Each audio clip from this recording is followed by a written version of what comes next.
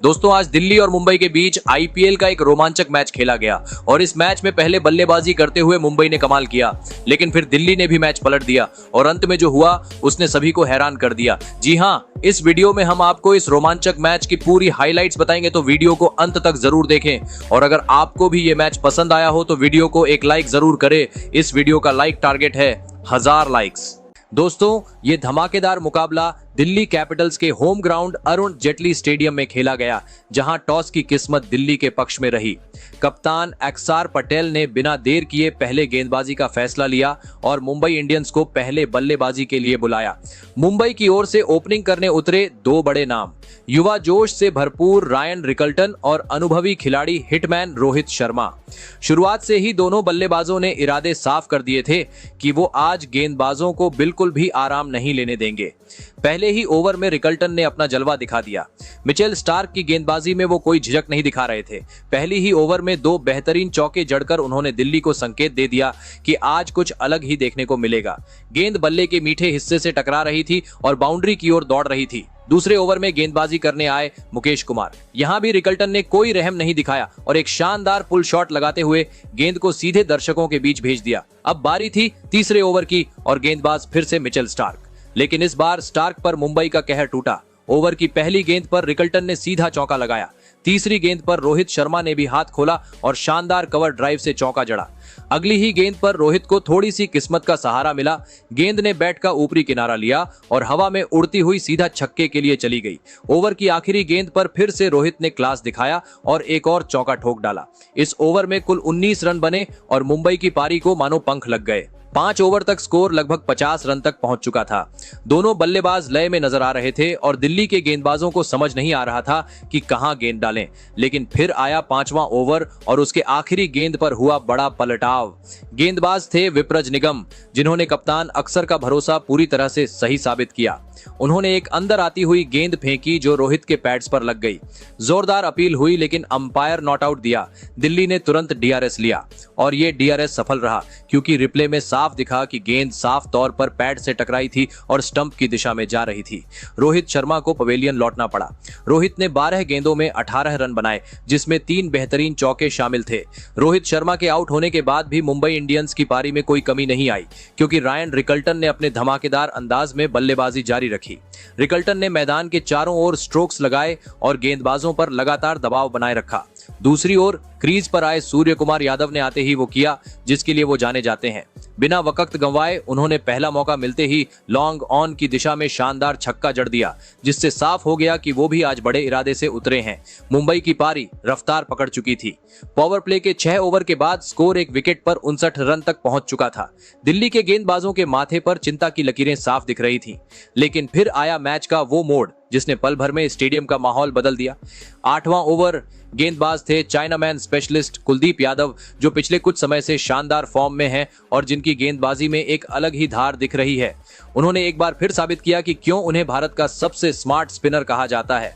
कुलदीप की गेंद flighted googly off stump के आसपास घूमती हुई रिकल्टन कट शॉट खेलने चले गए, लेकिन गेंद तेजी से अंदर आई।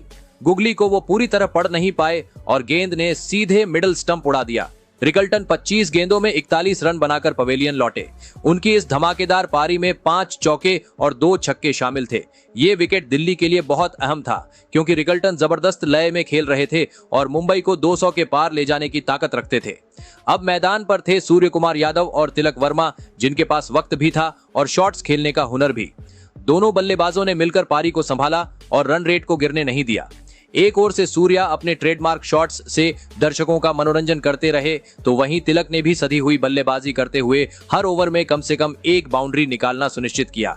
11वें ओवर में स्कोर 100 रन के पार चला गया। क्रीज पर मौजूद सूर्य कुमार यादव और तिलक वर्मा की जोड़ी विपक्षी गेंदबाजों के लिए सिर दर्द बन चुकी थी।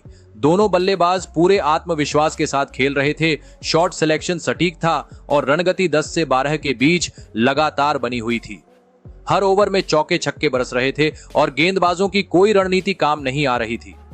13वें ओवर में कप्तान अक्षर पटेल ने गेंद सौंपी युवा गेंदबाज विपराज निगम को, लेकिन सूर्या ने उनका स्वागत कुछ इस अंदाज में किया कि वो भी हैरान रह गए। सूर्या ने ओवर की शुरुआत एक खूबसूरत छक्के के साथ की जो सीधा लॉन्ग ऑन के ऊपर से बाउंड्री पार गया। फिर अगली ही गेंद पर एक क्लासिक चौका जड़ा। लेकिन यह सिलसिला यहीं नहीं रुका। ओवर की चौथी गेंद पर तिलक वर्मा ने भी एक शानदार चौका जड़ दिया। गेंद स्क्वायर लेग की दिशा में तेजी से बाउंड्री पार कर गई। कुल मिलाकर इस ओवर में 17 रन आए और ऐसा लगा कि मुंबई एक बार फिर 200 पार जाने की ओर बढ़ रही थी। लेकिन फिर आया 14वां ओवर और गेंदबाज थे कुलदीप यादव। उन्होंने एक बार फिर साबित कर दिया कि वो किसी भी परिस्थिति में मैच का रुख पलट सकते हैं। ओवर की पहली ही गेंद पर सूर्या यादव को फंसाया। गेंद को हवा में खेलने की कोशिश में सूर्या ने लॉन्ग ऑफ की दिशा में शॉट खेला, लेकिन मिचेल स्टार्क ने शानदार कैच लपक लिया। मुंबई के लिए यह एक बड़ा झटका था क्योंकि सूर्या शानदार लय में थे। उन्होंने 28 गेंदों में 40 रन बनाए और टीम को तेजी से स्कोर की ओर ले जा रहे थे। मुंबई का तीसरा विकेट 135 रन पर गिरा।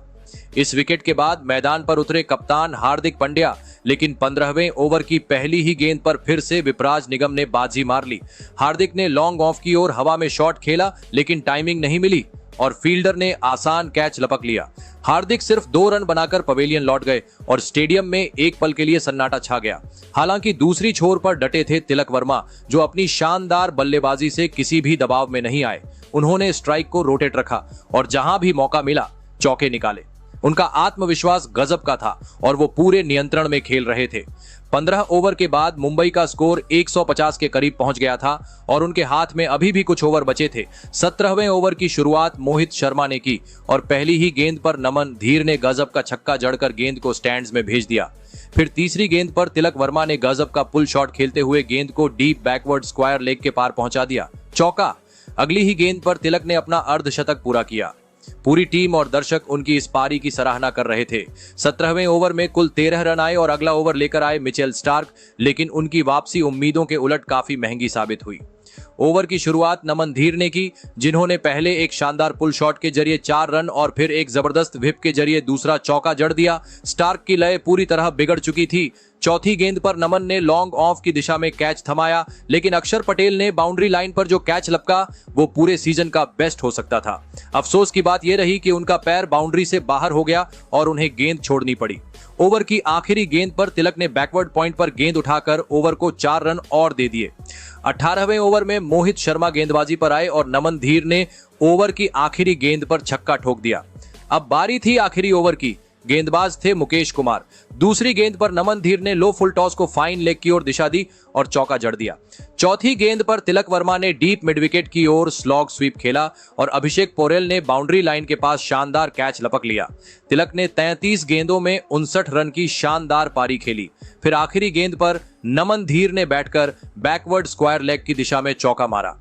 इसी के साथ मुंबई इंडियंस ने 20 ओवरों में 5 विकेट खोकर 205 का स्कोर खड़ा किया, जिसमें नमन ने 17 गेंदों में नाबाद 38 रन बनाए।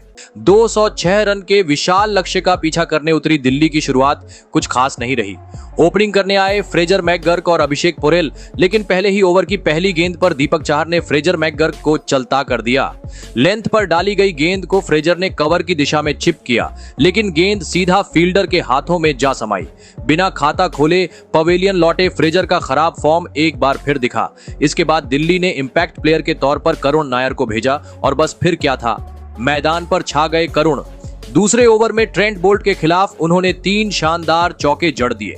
हर शॉट में क्लास और टाइमिंग झलक रही थी। करुण का बल्ला गरज रहा था और वो फुल फॉर्म में दिख रहे थे। चौथे ओवर में बुमराह जैसे घातक गेंदबाज के खिलाफ भी करुण नायर ने अपना जलवा दिखाया। पहले तो मिड ऑफ के ऊपर से एक शानदार चौका जमाया और फिर आखिरी गेंद पर कट शॉट लगाकर एक और चौका ठोक दिया। बुमराह जैसे गेंदबाज के खिलाफ ऐसा आत्मविश्वास देखना वाकई काबिले तारीफ था। 5वें ओवर में अभिषेक पोरेल ने भी अपना रंग दिखाया और एक खूबसूरत चौका जड़ा। करुण ने भी इस ओवर में एक और चौका लगाया और देखते ही देखते दिल्ली का स्कोर 5 ओवर में 50 रन पार कर गया। शुरुआत में झटका लगने के बावजूद करुण नायर ने पारी को संभाला और दिल्ली को मजबूत शुरुआत दिलाई। दिल्ली की पारी में छठा ओवर जैसे करुण नायर के नाम ही लिखा था। बुमराह जैसे विश्व स्तरीय गेंदबाज के सामने करुण ने जो आत्मविश्वास और आक्रामकता दिखाई वो देखने लायक था।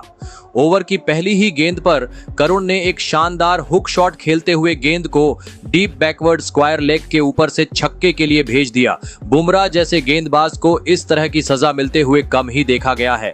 तीसरी गेंद पर भी करुण ने कोई रहम नहीं दिखाया और एक क्लासिक कवर ड्राइव के जरिए चौका ठोक दिया।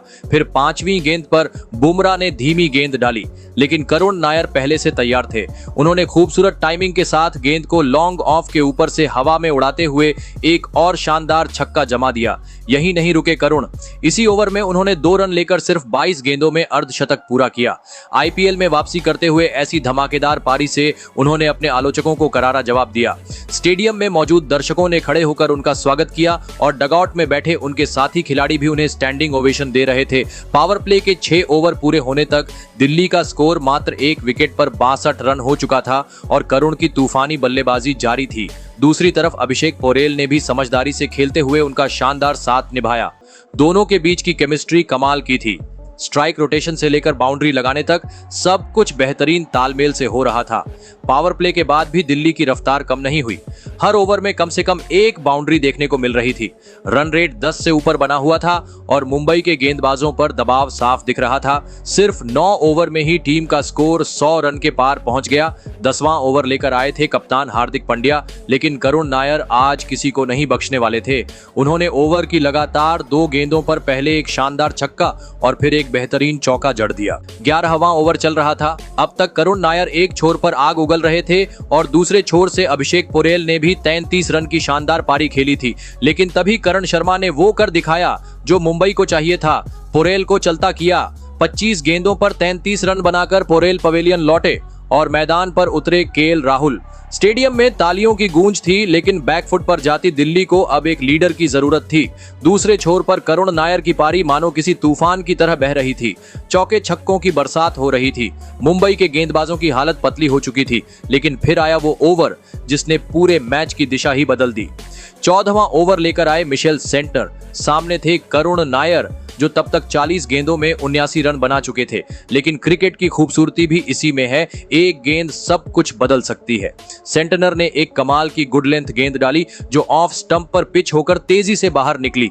करुण का बल्ला घूमा, लेकिन गेंद ने बाहर का किनारा चूमते हुए सीधे ऑफ स्टंप को उड़ा दिया। करुण नायर की जादुई पारी का अंत हो गया। पूरा मैदान उनके सम्मान में तालियों से गूंज उठा। उन्होंने अपना बल्ला उठाकर फैंस को सलाम किया। इसके बाद आए कप्तान अक्षर पटेल जो पहले ही गेंद पर चौका ठोककर अपने इरादे जाहिर कर चुके थे।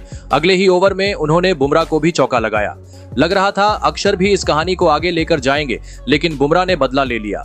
अगली ही गेंद पर एक स्लोअर डिलीवरी डालते हुए अक्षर को बैकफुट पर लाकर गलती करवाई। गेंद हवा में उठी और सूर्य कुमार यादव ने आसान कैच लपक लिया। दिल्ली को लगा इससे बुरा कुछ नहीं हो सकता, लेकिन अगला ओवर और भी कहर लेकर आया। करण शर्मा एक बार फिर चमके और इस बार निशाना बने ट्रिस्टन स्टब्स। एक फ्लाइटेड गेंद को स्टब्स ने कवर की दिशा में खेलने की कोशिश की, लेकिन टाइमिंग चूक गए। गेंद हवा में गई और एक बार फिर सूर्य कुमार यादव ने आसान कैच पकड़कर दिल्ली को गहरा झटका दे दिया। अब दिल्ली का स्कोर था 145 पर 5 विकेट। एक वक्त जो मुकाबला दिल्ली की मुट्ठी में लग रहा था वो फिसलता जा रहा था, लेकिन यहां से केएल राहुल और युवा बल्लेबाज आशुतोष शर्मा ने मोर्चा संभाला। दोनों ने धीरे धीरे पारी को संभालते हुए स्ट्राइक रोटेट की। अब आखिरी 5 ओवरों में दिल्ली को जीत के लिए 50 रन चाहिए थे, लेकिन फिर पारी के 16वें ओवर में दिल्ली को बड़ा झटका लगा जब करण शर्मा ने सेट हो रहे केएल राहुल का विकेट झटक लिया। राहुल ने 13 गेंदों में 15 रन बनाए थे। दिल्ली के डगआउट में थोड़ी हलचल दिखाई दी क्योंकि अब रन रेट लगातार बढ़ता जा रहा था। इसके बाद आए युवा बल्लेबाज विपराज निगम, जिनके कंधों पर अब पारी को रफ्तार देने की जिम्मेदारी थी। 18वें ओवर में विपराज ने जैसे ही बल्ला घुमाया, मैदान में जोश लौट आया। ओवर की पहली ही गेंद पर उन्होंने मिचेल सेंटनर को लॉन्ग ऑन के ऊपर से गगनचुंबी छक्का जड़ दिया। अगली ही गेंद पर शानदार टाइमिंग से चौका ठोक दिया और मैदान में दिल्ली के फैंस एक बार फिर से उम्मीद में झूम उठे। लेकिन सेंटनर अनुभवी गेंदबाज हैं। उन्होंने जाल बिछाया और 5वीं गेंद पर वही हुआ जो मुंबई को चाहिए था। विपराज ने आगे बढ़कर बड़ा शॉट खेलने की कोशिश की, लेकिन चूक गए और विकेट कीपर ने बिना देर किए स्टंपिंग कर दी। विपराज निगम सिर्फ 14 रन बनाकर पवेलियन लौट गए। अब क्रीज पर बचे थे आशुतोष शर्मा और मिचेल स्टार्क। स्कोरबोर्ड पर 23 रन बाकी थे, गेंदें सिर्फ 12। 19वें ओवर में बुमराह की पहली गेंद पर कोई रन नहीं मिला, लेकिन अगली 2 गेंदों पर आशुतोष ने कमाल कर दिया। पहले एक जबरदस्त रिवर्स रैंप से चौका और फिर अगली गेंद पर एक एज से 4 रन और जोड़ दिए। अब दिल्ली के हाथ में लग रहा था मुकाबला, लेकिन फिर शुरू हुआ बर्बादी का सिलसिला। चौथी गेंद पर आशुतोष ने गेंद को पॉइंट की तरफ खेला और दूसरा रन चुराने की कोशिश की, लेकिन एक सटीक थ्रो आया और आशुतोष रन आउट हो गए। अगली गेंद पर कुलदीप यादव भी दूसरा रन लेते हुए रन आउट हो गए और फिर छठी गेंद पर मोहित शर्मा भी रन लेते वक्त टकरा गए और रन आउट हो गए। 3 गेंदों पर 3 रन आउट, पूरा स्टेडियम सन्न। इस तरह दिल्ली 19 ओवर में 193 रन पर ऑल आउट हो गई। मुंबई ने इस मैच को 12 रनों से जीता। तो दोस्तों, आपके हिसाब से दिल्ली की इस हार की वजह क्या है और मुंबई की इस जीत का हीरो कौन है? कमेंट जरूर करें।